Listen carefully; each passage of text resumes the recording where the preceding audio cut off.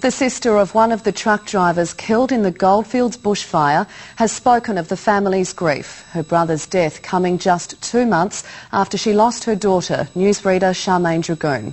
Families of the victims have paid tribute to the men as new video footage emerged showing how close the fire came to claiming more lives. Cecile O'Connor has the story. I feel a heat. Oh my God.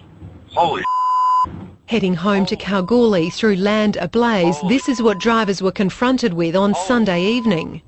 That is insane. Kalgoorlie man Kirk DeBow recorded these pictures using his mobile phone camera.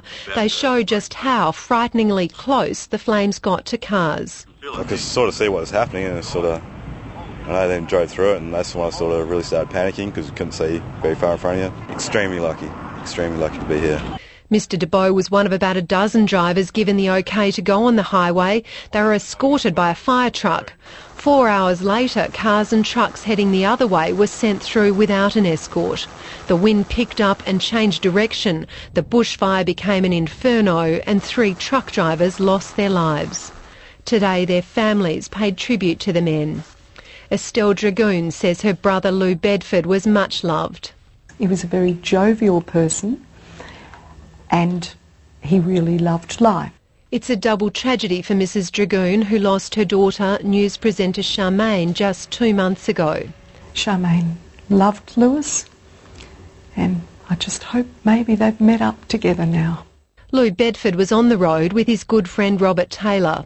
When Robert come home from trips, he'd be over here and Dad would cook him tea, and no, he was a beautiful person too. His daughter and nephew can't understand why the friends were allowed through the roadblock. I just know Dad and Rob would have just trusted them, and they've been let down. And tributes too today for 54-year-old truck driver Trevor Murley. His 89-year-old mother is now planning his funeral. We were always very proud of him, that he took such a wonderful attitude towards life, and we all loved him. Mr Murley's sister says her brother was a humble, generous man.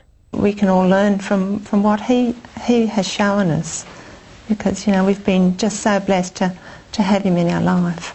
Cecile O'Connor, National 9 News.